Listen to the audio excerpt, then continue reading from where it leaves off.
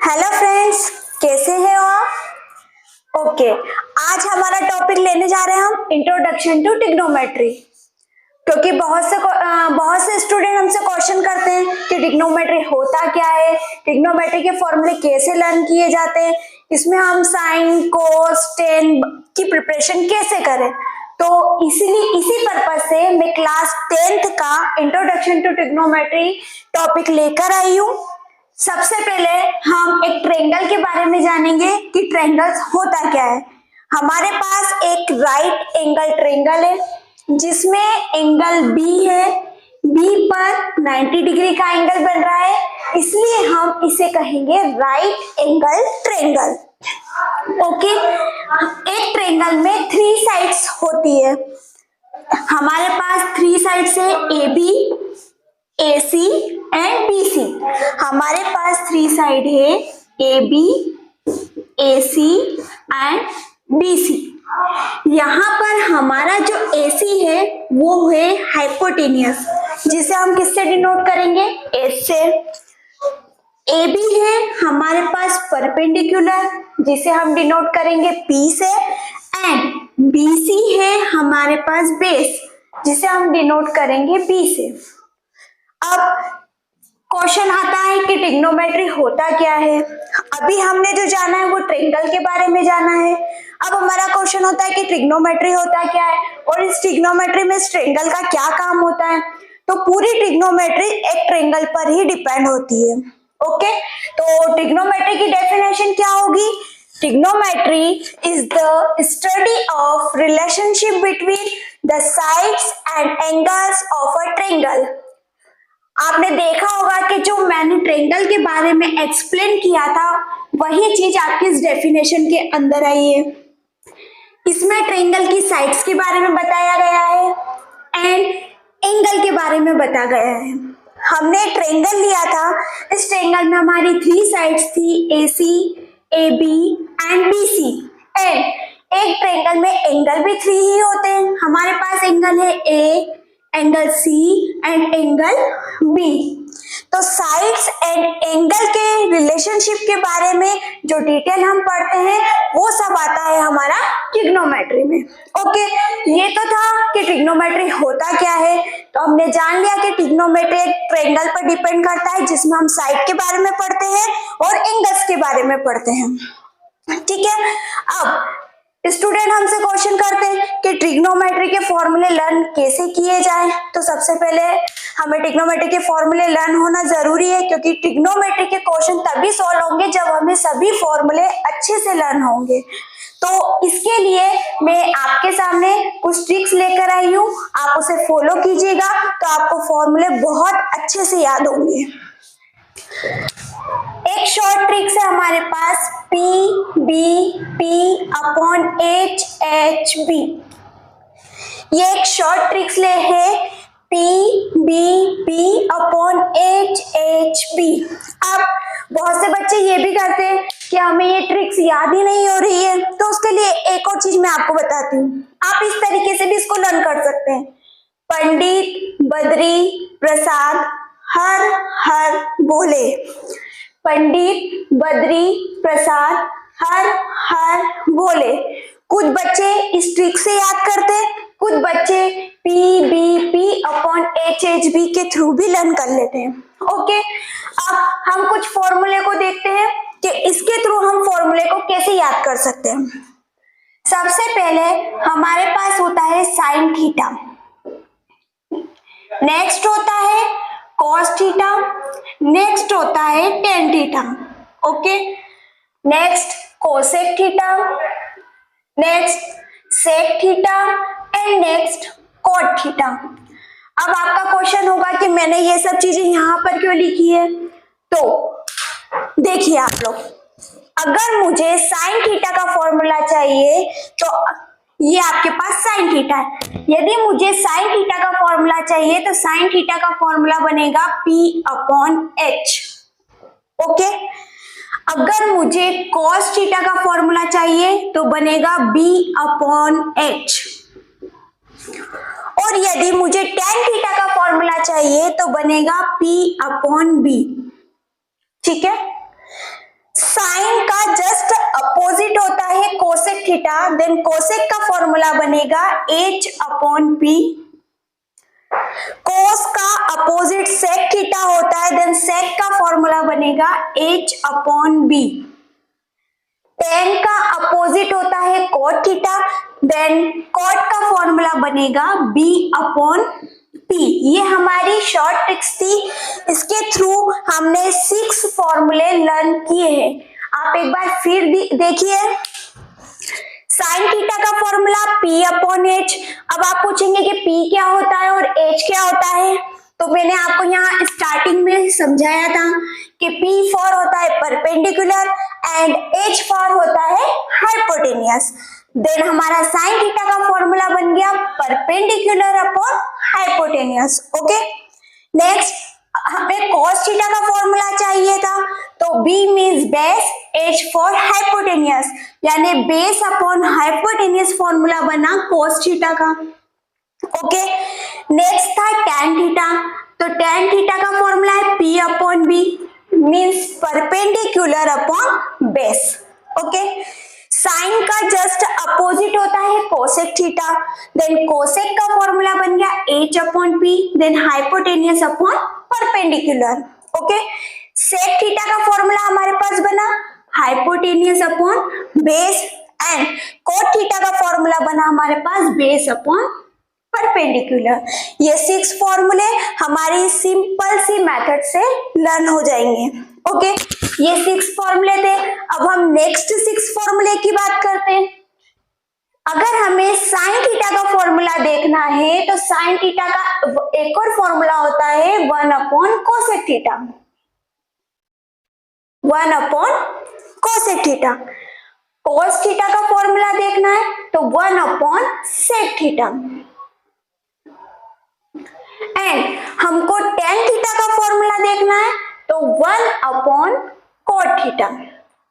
ठीक है, ये हमारे आगे के 3 फॉर्मूले और लर्न हो गए। अब हम आगे की बात करें कि कोसेक थीटा का फॉर्मूला चाहिए तो जस्ट इसका अपोजिट कर दो। कोसेक का अपोजिट क्या हो गया 1 अपॉन साइन थीटा हो गया। सेक का अपोजिट कर दो तो सेक का अपोजिट हो गया 1 upon cos theta, and cot का अपोजिट करेंगे तो कोट का फॉर्मूला बनेगा 1 अपॉन टेन थीटा। ये हमारे 6 फॉर्मूले लर्न हो गए, 3 स्टार्टिंग के एंड नेक्स्ट 6 फॉर्मूले आगे के। ओके, 6 फॉर्मूले हमारे आसानी से लर्न हो चुके हैं। ठीक है, अब टेन थीटा का हमारे पास एक फॉर्मूला और होता है sign theta upon cos theta, and cot theta का हमारे पास एक फॉर्मूला और होता है cos theta upon sine theta.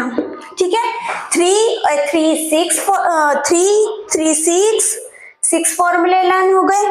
Okay, चलो नेक्स्ट ट्रिक से हमारे 3 फॉर्मूले हमको लर्न करने हैं जिसके थ्रू हम स्क्वायर के फॉर्मूले आसानी से लर्न कर सके।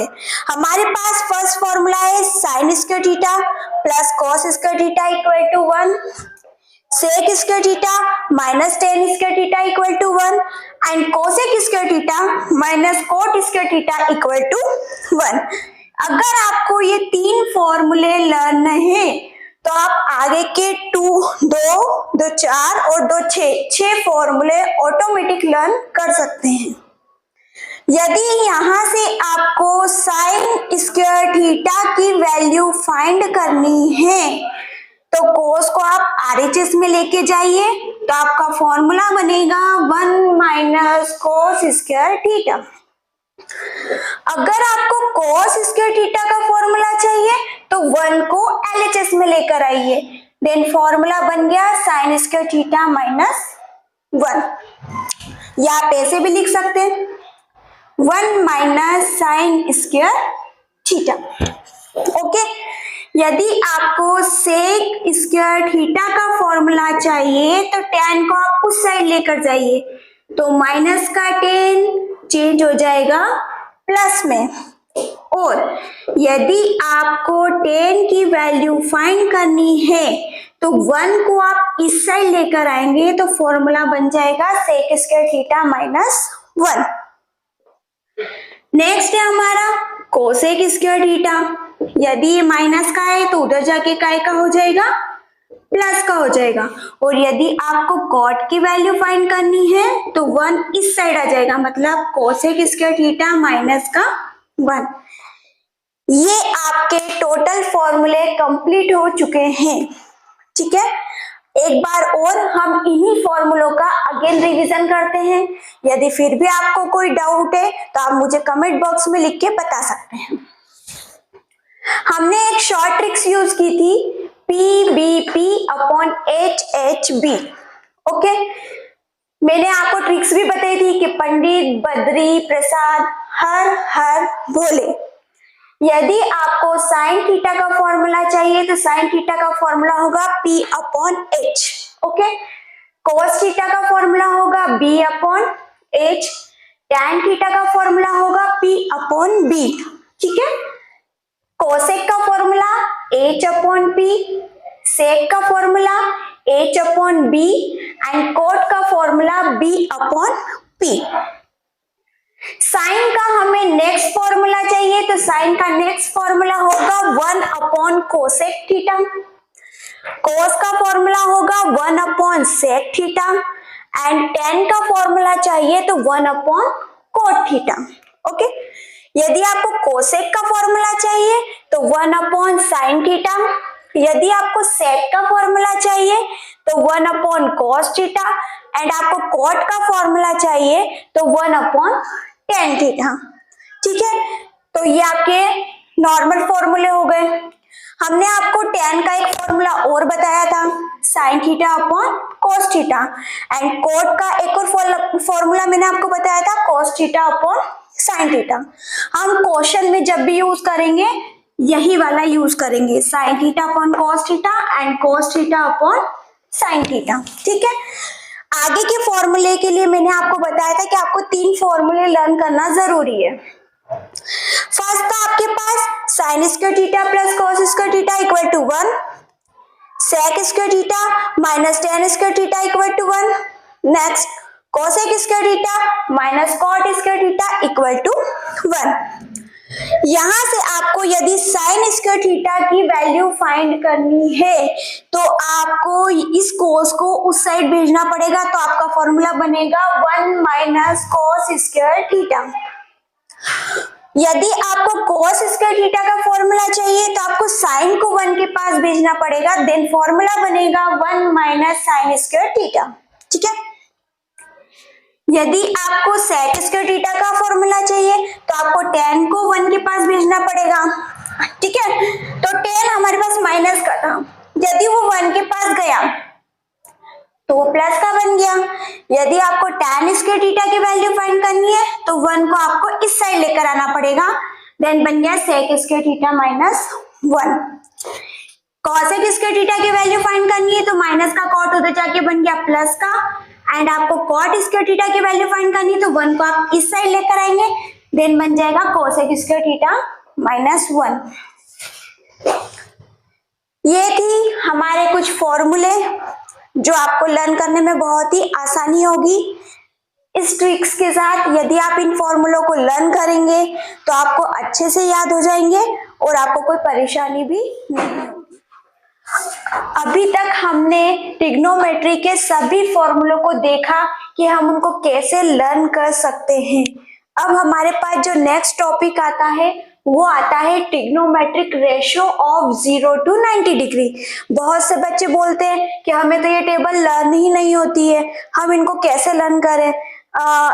तो उसके लिए हम एक सिंपल से ट्रिक्स लाते हैं। ये है हमारे पास एक टेबल है जिसमें हमारे पास एक एंगल ए है। एंगल क्या होता है ये आपको मैंने अभी स्टार्टिंग में जब मैंने वीडियो बनाया था तब मैंने आपको बताया था कि एंगल होता क्या है।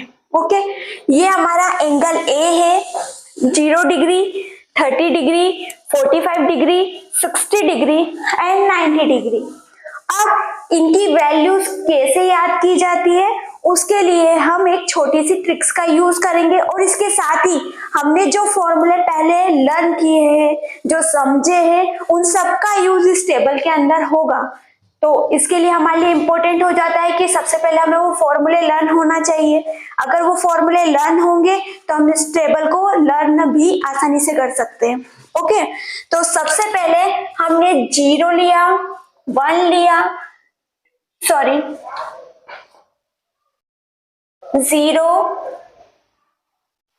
1 2 3 4, हमने 0 से लेकर 4 तक के नंबर्स लिख लिए। ओके, सभी में हम 4 से डिवाइड करेंगे। इसमें भी 4 से डिवाइड किया, इसमें भी 4 से डिवाइड किया, 4 से डिवाइड किया, इसमें भी 4 से डिवाइड किया और इसमें भी हमने 4 से डिवाइड किया। सबसे पहली प्रोसेस हमारी थी कि हम 0 से लेकर 4 तक के सभी नंबर्स को लिखेंगे और सभी में हम 4 से डिवाइड करेंगे। नेक्स्ट प्रोसेस है कि हम इसके ऊपर रूट लगा देंगे, स्क्वायर रूट। सभी के ऊपर हमने स्क्वायर रूट लगा दिया। थर्ड प्रोसेस हमारी ये हो गई। नेक्स्ट प्रोसेस हमारी ये है, यदि कोई डिजिट आपकी कैंसिल हो रही है, कट रही है, तो आप उसे काट दीजिए और नहीं कट रही है तो आप उसे रूट के बाहर लेकर आइए। जैसे 4 से 0 में हमने डिवाइड किया तो आपका आंसर आएगा 0। ठीक है, 1 का रूट 1 होता है एंड 4 का रूट 2 होता है। यहाँ पर हमने 2 1 जा 2, 2 2 जा 4, देन 1 का रूट हो गया 1 एंड 2 का रूट हो गया रूट 2। ओके, 3 का रूट होता है रूट 3 एंड 4 का रूट होता है 2। 4 से 4 आपका कैंसिल हो गया, देन 1 का रूट होता है 1। अगेन मैं आपको ये प्रोसेस समझाती हूँ। सबसे पहले आपको 0 से लेकर 4 तक के सभी नंबर्स को लिख लेना है।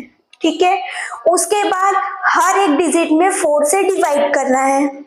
थर्ड स्टेप हमारी होती है कि हमें उसके ऊपर रूट लगाना है। जो डिजिट हमारी कैंसिल हो रही है उसे हमें कैंसिल करना है और जो हमारी डिजिट कैंसिल नहीं हो रही है उसे हमें रूट से बाहर लेकर आना है। ठीक है, तो हमारे पास जो साइन ए है उसकी वैल्यू फाइंड हो चुकी है 0, 1/2, 1/√2, √3/2 एंड 1। ये वैल्यू है हमारे पास साइन की। अब नेक्स्ट हमें कोस की वैल्यू चाहिए, तो जस्ट साइन की वैल्यू का अपोजिट लिख दो। अपोजिट का मीन्स पीछे से आगे की ओर, यानी 1 √3/2, 1/√2, 1/2 एंड 0। ओके, नेक्स्ट वैल्यू हमें निकालनी है 10 की। तो स्टार्टिंग में मैंने आपको 10 का फॉर्मूला बताया था, sine theta upon cos theta. मैंने आपको यह भी बताया था कि सभी जगह पर हम यही वाला फॉर्मूला यूज करेंगे। तो एक क्वेश्चन को मैं यहाँ पे सॉल्व कर देती हूँ। टेन थीटा का फॉर्मूला होता है sign theta upon cos theta. Okay, यहाँ पर देखो हमारे पास साइन की वैल्यू कितनी है 0 एंड कोस की वैल्यू हमारे पास कितनी है 1। 1 से 0 में हम डिवाइड करेंगे तो आंसर कितना आएगा 0। देन हमारी फर्स्ट वैल्यू निकल गई 0। ओके, नेक्स्ट निकालने के लिए हमारे पास साइन की वैल्यू है 1/2 एंड कोस की वैल्यू है √3/2। 2 से 2 हमने कैंसिल कर दिया, देन हमारी वैल्यू हो गई 1/√3। तो नेक्स्ट वैल्यू हमारी कैसे हो गई 1/√3। सेम प्रोसेस हम इसके लिए यूज करेंगे।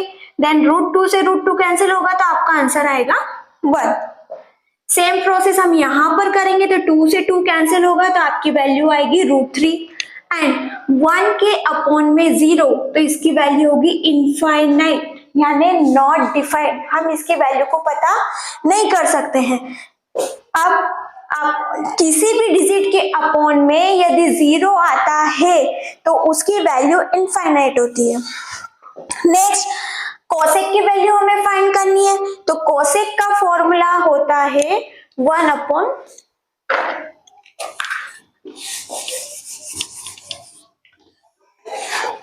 हमें कोसेक की वैल्यू फाइंड करनी है तो कोसेक का फॉर्मूला क्या होता है 1/sin थीटा। हमारे पास साइन की वैल्यू है 0 तो 1/0 क्या हो जाएगा आपका इनफाइनाइट। तो फर्स्ट वैल्यू हो गई इनफाइनाइट।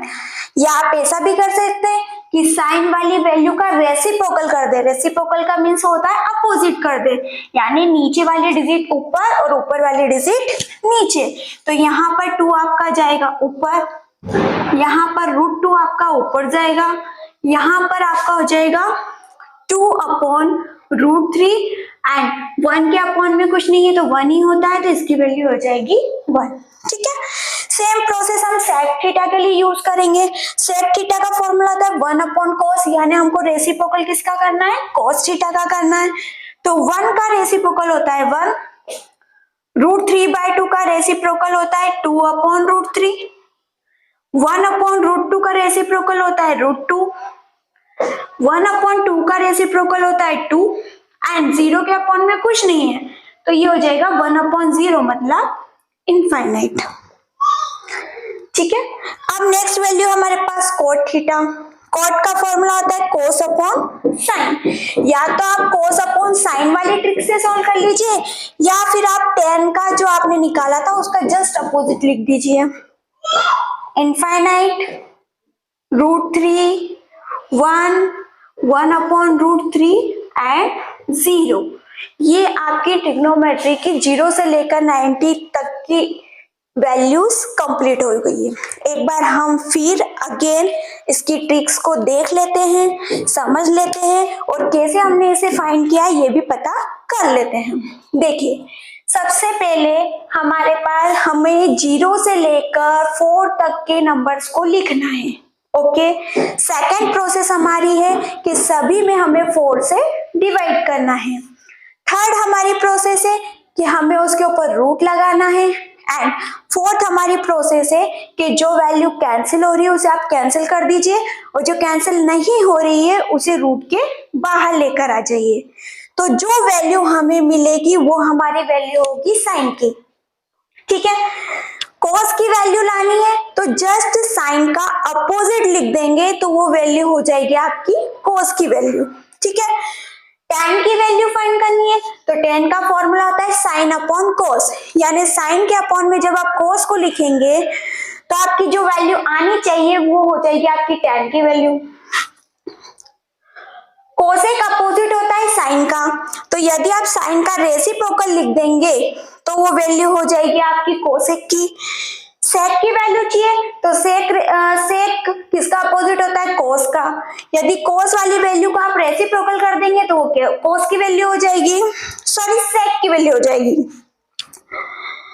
नेक्स्ट कॉट की वैल्यू, तो यदि आप tan का अपोजिट लिख देते हैं, अपोजिट मीन्स पीछे से आगे की तरफ लिख देते हैं तो वो वैल्यू आपकी कॉट की वैल्यू हो जाएगी। ठीक है,